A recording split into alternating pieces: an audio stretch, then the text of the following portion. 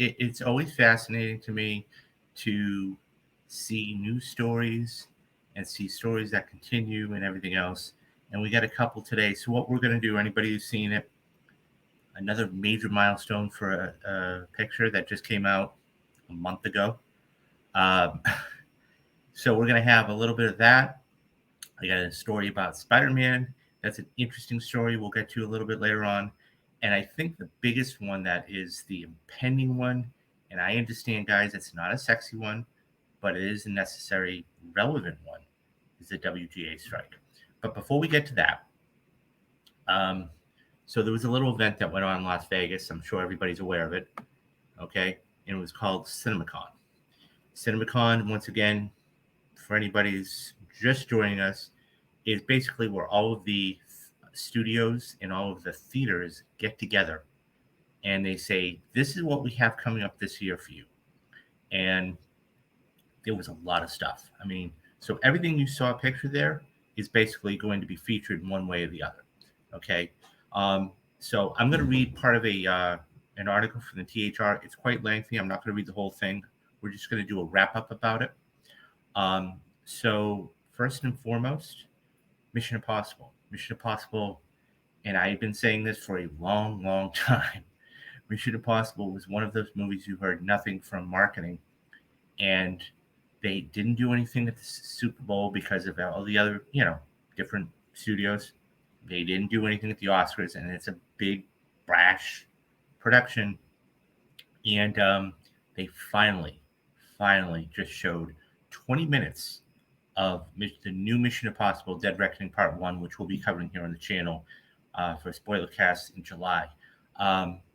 Basically, that was shown, and they got a brand new trailer. Now, it's fascinating because that trailer has not been, that's exclusive to CinemaCon. So anything that was seen there, and some of the stuff is there, and some of the stuff did get released, and we'll get to that in a minute. So then you had The Little Mermaid. Okay, so that was, part of the Disney presentation. They showed, from this picture now, they showed between 16 to 18 minutes brand new footage of the new Into the Spider-Verse film. So that's coming out in about a month. It's actually a month from tomorrow, June 2nd. And we're going to be covering all these things for spoiler casts and everything else. We've got Joker 2, okay? The Flash actually made its world premiere at CinemaCon. So exhibitors and studios, Warner Brothers, finally got to show this film off, and all reactions were fantastic. The majority of them. There were a couple of ones that thought it was bogged down, but nothing too big. And then we have Transformers, I think, that's over there, and that's going to be the next week. So, Warner Brothers really did make a splash, okay? And that is, their big thing was, these are their three big movies, okay? The Flash, Doom Part 2, which is coming out much later in the end of this year, and then Barbie. But I want to get to a little bit of the article. So this comes from the Hollywood Reporter, and this is what it says. There's always been an impressive roster of top stars and filmmakers at CinemaCon, except during the pandemic era. This year's edition, however, was next level. Oprah, Christopher Nolan, Rihanna, Martin Scorsese, and Leonardo DiCaprio, among others. And perhaps the biggest star of the 4-day show in Las Vegas was optimism. After worrisome fits and starts, the box office recovery is finally showing signs of a sustained good health. Universal Illumination's Super Mario Brothers movie crossed the $1 billion mark globally, and we'll get to that in a couple minutes, on April 30th. While fellow 2023 releases Scream 6, Creed 3, and John Wick Chapter 4 have also done stellar business. And the summer season kicks off next week with James' third and final installment, Guardians of the Galaxy and the superhero pick, followed by Fast 10 and Indiana Jones: The Dial of Destiny. I still don't like that title. Just to name a few. For the immediate future, theater owners aren't too concerned about a possible writer's strike, and we're going to touch on that later on, considering the amount of people in the pipeline. Many of the 4,100 seated in the cavernous Coliseum Theater at Caesar's Palace were filled for the first time since the COVID-19 crisis struck, and all five major Hollywood studios, as well as Lionsgate, hosted uh, presentations jam-packed with footage or new trailers. The box office still has a long way to go, but the breadth of films presented could help win over those consumers who have yet to resume their movie-going habits. One studio chief called another. One studio chief after another called about the importance of offering a varied slate of the segments for the audience to come back. We are going to bring you movies of all shapes and all sizes, says Universal's filmed entertainment group Dora Langley, whose studio will release 27 titles this year, including Christopher Nolan's Oppenheimer. This is something we're really proud of. Originality is always taking a risk, but to me, the bigger risk is boring the audience with depth of the sameness, said the always colorful Sony Motion Pictures Group chair, Tim Rothman. No balls, no glory. So it's much longer than that. I'm not going to bore you with it. However, what I am going to say is this. We had a lot of stuff from the five studios, okay? And this is kind of a taste. This picture is kind of a taste of what they had. So you had Lucasfilm with Indiana Jones, even though that's under the Disney umbrella. You had Disney with Avatar. You had Marvel with Guardians of the Galaxy 3. Okay, well, actually, Disney was The Little Mermaid. Okay, let me just move this over here. 20th Century Fox. Okay, so you had 20th Century Fox with the new Avatar. You had Lucasfilms with Indiana Jones. You had Marvel Studios, of course, with Guardians of the Galaxy, which I'll be covering next week here on the channel. You had Disney with The Little Mermaid. You had Pixar, which actually showed that's Elemental. Then you had Wish, which is the new, I believe that's Wish from the animation studios of Disney. And then Searchlight, that is Michael Fassbender in a new film called Next Goal Wins, directed by Taika Waititi. So let's talk about a couple of these. Some of these, and the slate for this year is absolutely jam-packed. And it's all starting this upcoming week. I can't wait for this slate. But, a couple things that really should be thought about.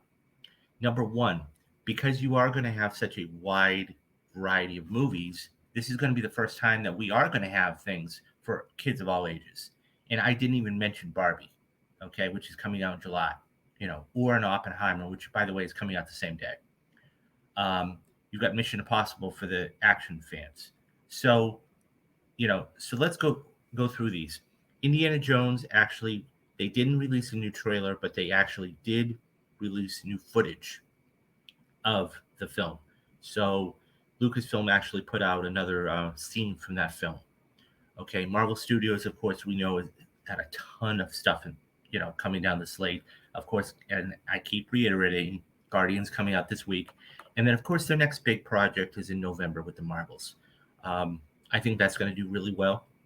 Miss Marvel was one of the, if not top 5 most watched shows on Disney Plus. So, and that was a really good introduction to have. We've gotten our first trailer for that, a couple weeks ago. So that was good. The Little Mermaid, I gotta say, it's not my cup of tea. I'll be absolutely honest with you guys. However, I think it's going to do well. Disney has seemed to have struck a nerve with these, quote, live action remakes in the last 5 to 7 years. Okay, whether it was Aladdin, whether it was Beauty and the Beast, whether it was The Lion King. Lion King made over $1 billion. So there is absolutely no reason why this film can't do well. I'm just nervous because it is coming right in the middle of June, and there are some other films right around it I think could take away from it. But once again, it's a slate for everybody, right? Pixar, as I just made mention, they showed 20 minutes of brand new footage to exhibitors at CinemaCon. And I mean, I've seen the trailer. I really like it. And I think they need a win right after the subpar or lackluster showing of Lightyear, which I enjoyed.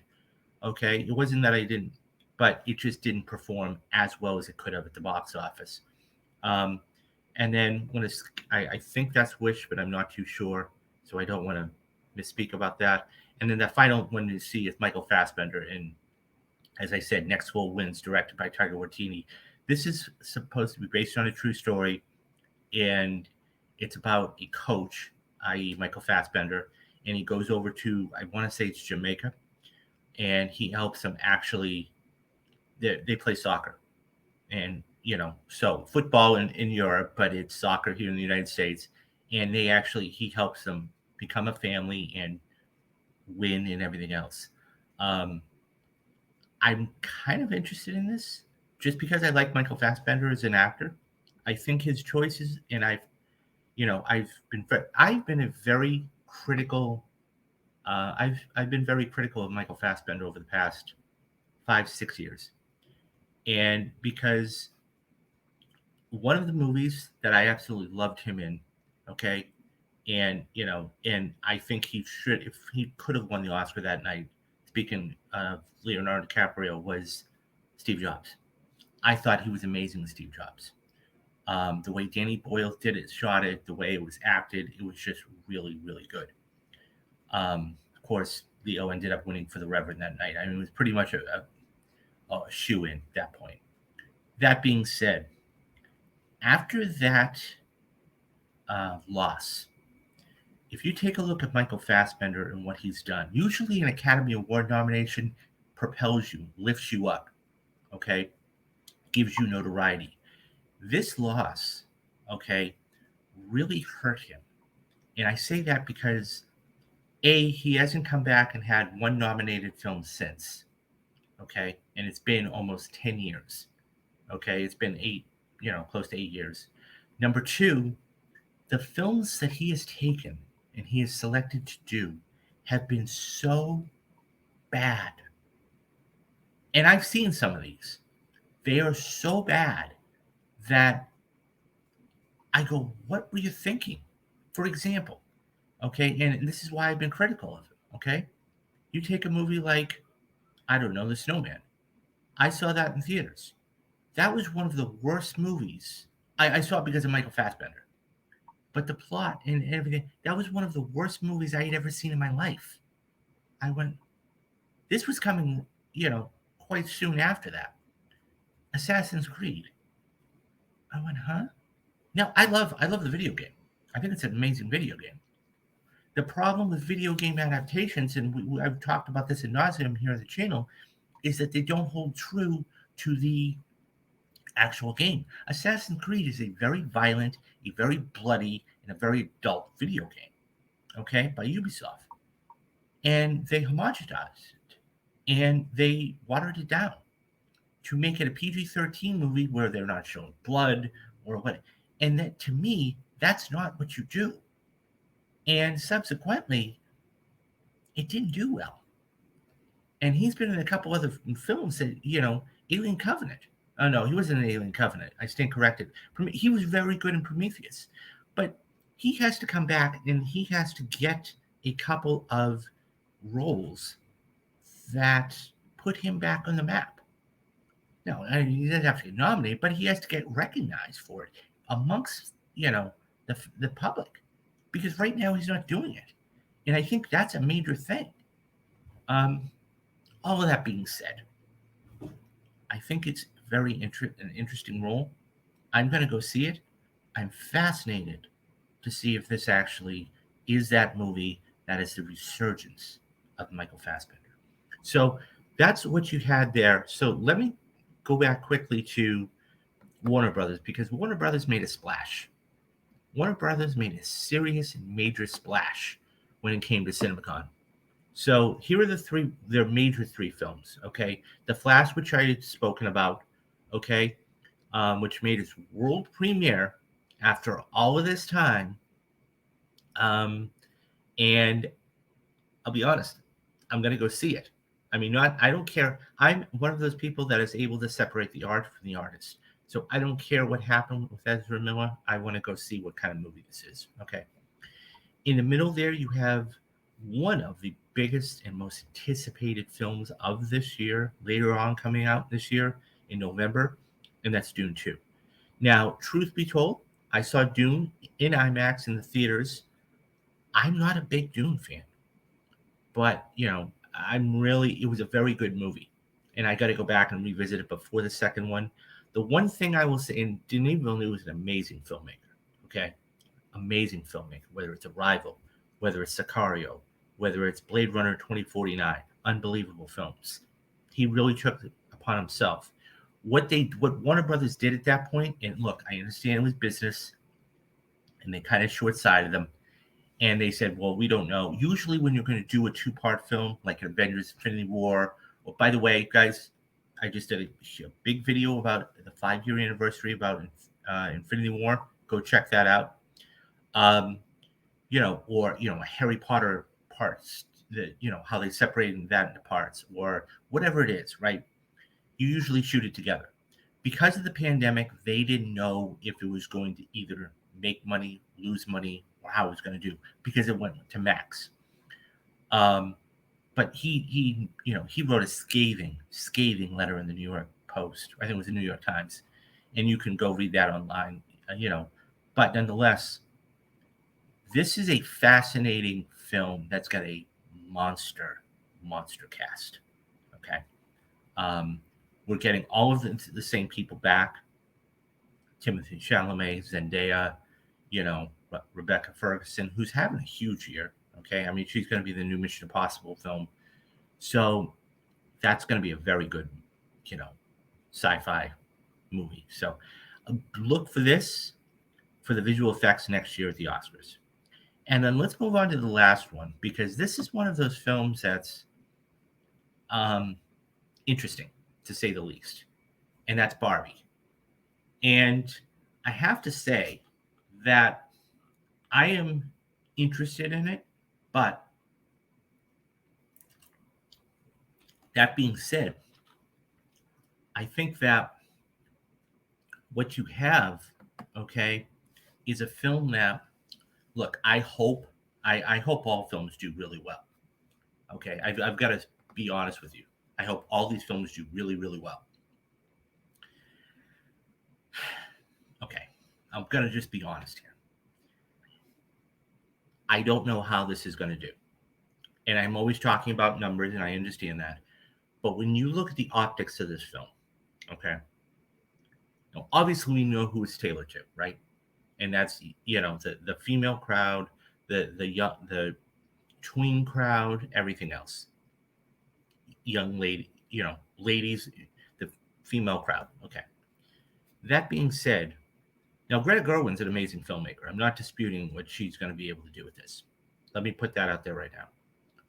Beyond that, what's going to hurt this film, in my opinion, and this is just my opinion, okay, is number one, you have Oppenheimer coming out the same day.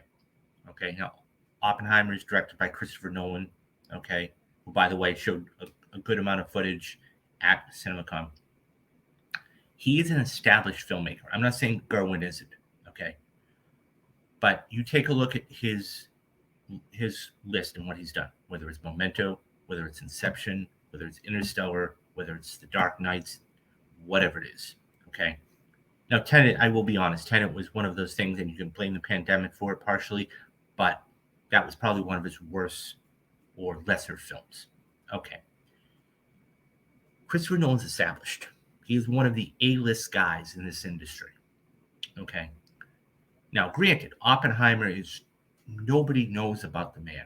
Okay. It's about the man. This is, about who developed the nuclear bomb. And it has a huge cast in it. And I'm not saying the cast is the end all be all. Okay. Because if you have a good story, you can actually be a good storyteller. Okay. So the first thing is, it's going up against Oppenheimer, who's an established filmmaker. That's number one. Number two, okay, you're going to have 4 other films that are going to be out prior to it in the box office. And if they're good, people are going to want to go back and see it. For example, Across the Spider-Verse, okay, that's coming out June 2nd. You've got The Flash coming out the 16th. You've got Transformers coming out the 9th. You've got Indiana Jones coming out the 30th. So you have a multitude of movies that are going to be there. That's the first thing. As I said, Christopher Nolan is going up against Oppenheimer. Number two, the biggest thing for me okay, is Mission Impossible. I think this is going to be this has been my number one movie all summer long. I've been writing this movie all day long for a number of reasons, okay? And I'll get to that in a second. Mission Impossible is coming out the week before. As a matter of fact, Paramount moved it up 2 days. It was supposed to come out the 14th of July. It's now coming out the 12th of July. That's how confident they are. They just showed 20 minutes of brand new footage at CinemaCon, which, by the way, was not the beginning of the film. And that's to be so, okay. That being said, this is going to do some serious, serious bank. Okay. And that being said, okay, I think that it's going to take away, it's even going to take away money from Oppenheimer, okay? Because it's not, I've always said this, it's not about the opening weekend, it's about the second weekend, okay? And Mission Impossible is going to be the third movie this summer to be able to win 2 weekends, okay? Guardians of the Galaxy is going to be the first because that's coming out May 5th, okay? And then it's going to win the 12th, okay? And then Fast 10 is going to be coming out the 19th. Then you have The Flash, okay? The Flash is coming out the 16th. Then that's going to win the next weekend, okay? And that's going to win the 23rd. Of course, Indiana Jones is going to come out the week after that. Mission Impossible, okay, was originally supposed to come out the 14th. And 14th to the 16th. So that being said, they pushed it up 48 hours. It's now coming out on a Wednesday. Okay. Okay, so Mission Impossible is going to win that weekend for sure, and it's going to win the next weekend because people that have not seen the Mission Impossible opening weekend, they're going to go and see it the next weekend. I don't know how much Barbie is going to be able to hold up. Okay, it's going to make its money. Okay, but the problem is that I think, and this is just, once again just my opinion, it's a damned if you do, damned if you don't situation. If it doesn't make money, if it doesn't make money, then what's going to end up happening is this: people are going to say, "Oh, well, it didn't make money." I understand that. You have to look at that. Okay, I'm looking at this from a business point of view. Okay, I do look at it from a fan's point of view, but I'm also looking at it from a business point of view. That being said, if this were to move to August, because there is only really 1 or 2 movies in August, okay? You have the Teenage Mutant Ninja Turtle movie coming out, okay, in August, first week, okay, fine. And then you have Blue Beetle. That's it. If you move this to the third week in August, it's going to make a lot of money. Now, Equalizer 3 comes out September 5th. Okay, I believe it's September 5th. Let me double check the date on that. But nonetheless, it's one of those things where, I'm sorry, September 1st. It's September 1st. So if you were to move, Blue Beetle comes out the 18th. Okay, you could actually put this up against Blue Beetle, and I think it would do very, very well. Okay, very well. Hell, you could even put it in the 11th if you wanted, and have it get 3 weeks before the Equalizer comes out. So my point is this: I just hope this makes its money, but I'm worried that if it doesn't, there's going to be pushback. Well, people don't go out and see it. Well, you got to look at where it was. I mean, So, anyways, that's Warner Brothers. I mean, I briefly touched upon some other stuff. So some people showed footage, some studios showed footage, okay? Some showed trailers. We got a Transformers trailer. We got a new Songbirds and Snakes trailer. We got a world premiere of that. That's coming out later on the year with Rachel Zegler. A ton of stuff. So, yeah, CinemaCon was a blast, and hopefully I will be going to CinemaCon next year. Anyways, guys, what do you think? What are you most excited about? What are you looking forward to? What were you most excited about? What they released at CinemaCon? Do you hope that they will release a couple trailers that they didn't?